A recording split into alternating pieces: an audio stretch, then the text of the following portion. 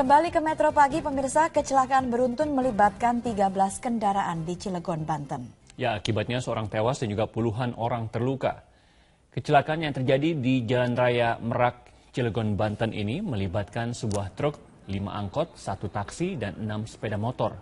Dan akibat kecelakaan ini, 1 pengendara tewas di tempat karena terjepit angkot. Sedangkan puluhan korban lainnya terluka dan langsung dibawa ke Rumah Sakit Krakatau Medika untuk mendapatkan perawatan. Kecelakaan diduga akibat truk mengalami remblong sehingga menabrak mobil di depannya yang tengah berhenti terkena lampu merah. Polisi memastikan tidak ada narkoba ataupun miras setelah memeriksa bagian dalam truk. Kecelakaan juga mengakibatkan jalur lalu lintas menuju Merak macet total.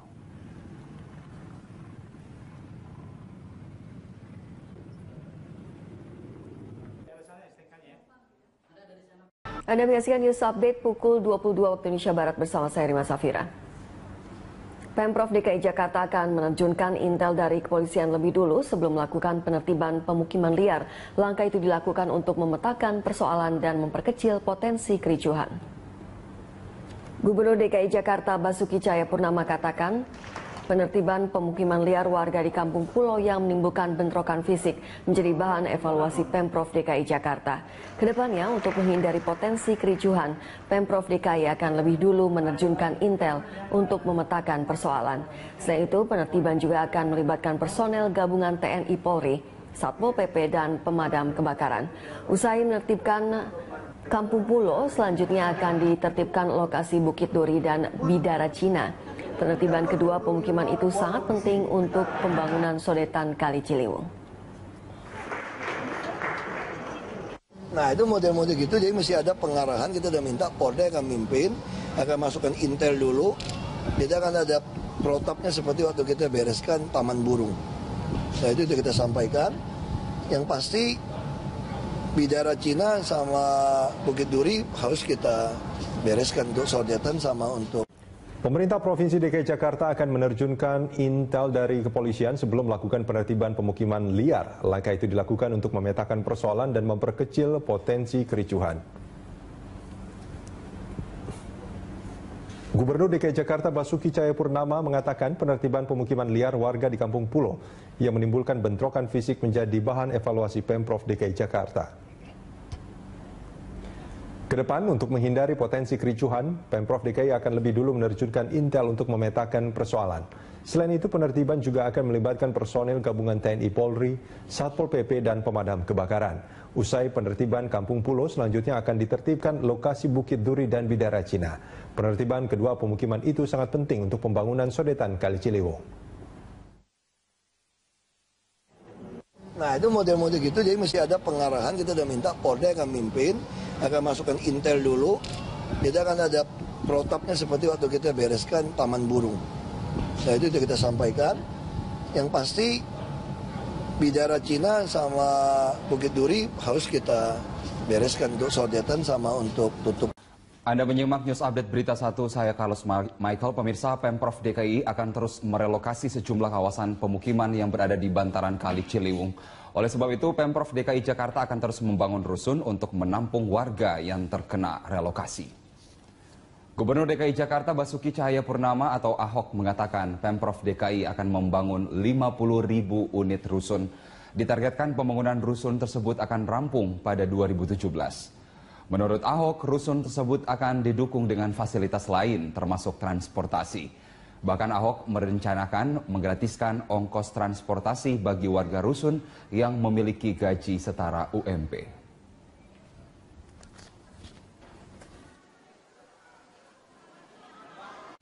Anda menyaksikan News Update pukul 11 waktu Indonesia bagian Barat, saya Cakri Miller.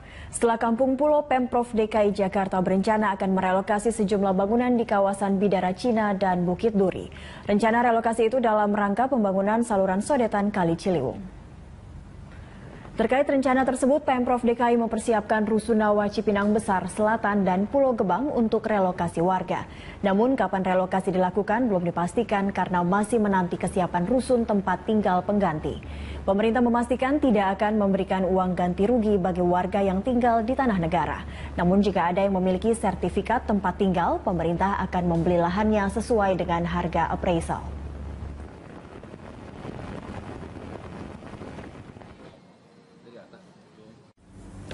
Setelah Kampung Pulo, Pemprov DKI Jakarta berencana akan merelokasi sejumlah bangunan yang di kawasan Bidara Cina dan Bukit Duri. Untuk mengetahui informasi lebih lanjut, kita bergabung dengan reporter Pramadika Samudra yang sudah berada di kawasan Bidara Cina, Jakarta Timur.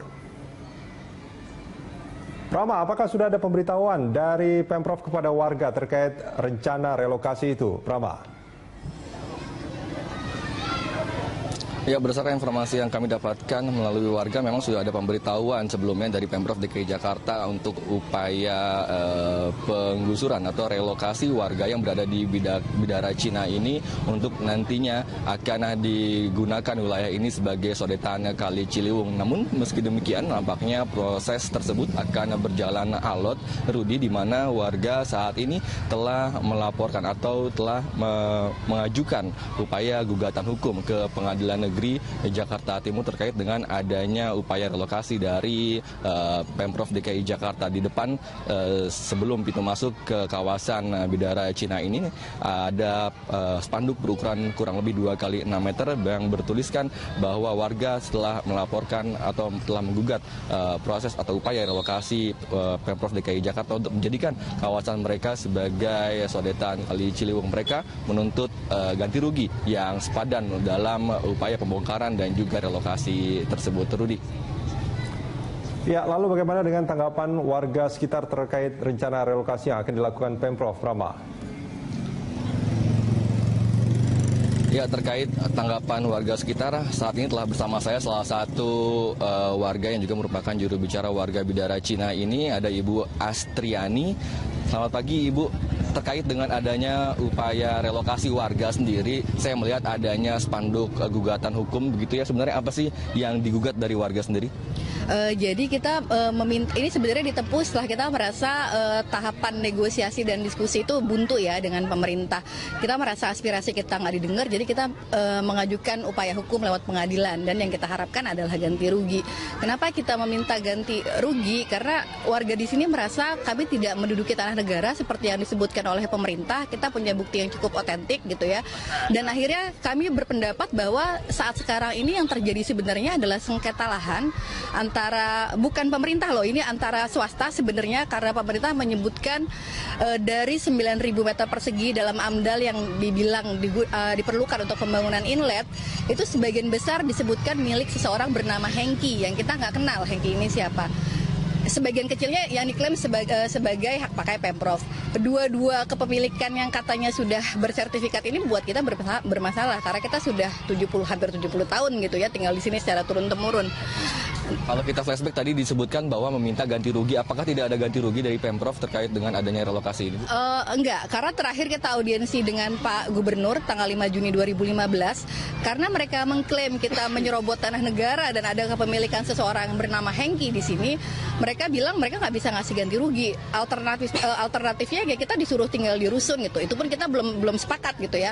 Terus yang terakhir malah kita sudah dapat pemberitahuan untuk pengosongan dan pembongkaran, di dalamnya nggak disebutin lagi soal rusun. Jadi seolah-olah kita disuruh keluar aja gitu sama pemerintah. Itu kan sangat nggak adil. Ini kan sudah akan memasuki tahap pengadilan, sedang dalam proses, berarti sudah punya bukti-bukti yang cukup kuat gitu. Apa aja sih bukti-buktinya, Bu? Alhamdulillah sudah ada. Jadi sebagian warga kami itu ada yang punya sertifikat sampai hak milik gitu ya. Lalu ada dokumen-dokumen lama milik warga yang memang bertempat tinggal di sini dari tahun 40-an. Yang itu kita peroleh sebenarnya dari arsip Kementerian Agraria juga. Jadi kita merasa kita punya bukti otentik bahwa kita nggak menyerobot tanah negara gitu ya, kita nggak menyerobot tanah orang lain juga. Dan buat kita jadinya ini untuk semoga bisa didengar sama gubernur ya. Sebenarnya sengketanya adalah hubungan hukumnya adalah yang paling besar adalah antara warga dengan Hengki, orang bernama Hengki, kita nggak tahu ini. Dan yang menjadi pertanyaan buat kami, ada hubungan hukum apa antara Hengki dengan Pemprov sehingga Pemprov menggunakan organ negara, menggunakan kelengkapan negara untuk meminta kita keluar dari tempat tinggal yang sudah kita diami hampir 70 tahun itu gitu. Berarti warga nggak tahu ya kalau di 9.000 meter persegi ini 8.000-nya punya Hengki, itu nggak ada yang tahu? Kita nggak tahu bahwa ada sertifikat hak milik yang atas nama orang yang namanya Hengki. Itu keluar tahun 76, kita juga nggak tahu ada hak pakai sertifikat hak pakai Pemprov tahun 96. Kedua sertifikat ini baru kita ketahui tanggal 5 Juni 2015 waktu kita audiensi dengan gubernur. Dan buat informasi buat teman-teman juga dan buat mungkin pemirsa Berita 1, bahkan dari awal sosialisasi kita tidak pernah disebutkan menduduki tanah negara, selalu kita dibilang akan ada tim appraisal untuk menghitung kerugian yang bisa diberikan, untuk melakukan negosiasi, untuk melakukan kesepakatan bersama warga gitu. Dan itu kita baru tahu bahwa ada statement bahwa kami menduduki tanah negara itu bulan Februari 2015 dari berita online tempo.co. Kita kaget luar biasa karena selama sosialisasi wali kota, panitia pengadaan tanah, camat, bahkan lurah itu nggak pernah bilang seperti itu. Terakhir nih, untuk harapannya sendiri kepada Pemprov dan juga kepada pihak yang lain terkait apa? Kalau buat saya sih sebenarnya yang diharapkan warga adalah relokasi yang menghormati kepentingan warga dan hak kemanusiaan warga di sini. Jangan sampai warga di sini, kita nggak kebanjiran ya Mas ya. Jangan sampai warga yang memang sudah nyaman, sudah punya penghidupan yang baik di sini dipaksa keluar dan kemudian taraf hidupnya menurun dari yang sekarang gitu. Paling nggak kita masih bisa bertahan hidup dengan taraf hidup yang sekarang yang udah kita miliki, itu aja gitu. Ya, baik, terima kasih untuk waktunya Ibu Astri dan teman-teman. Ya, demikian tadi wawancara kami dengan salah satu warga di Bidara Cina. Untuk sementara demikian, kembali ke Anda. Baik, terima kasih reporter Pramadika Samudra dan juru kamera Amin Subarkah yang melaporkan langsung dari kawasan Bidara Cina, Jakarta Timur.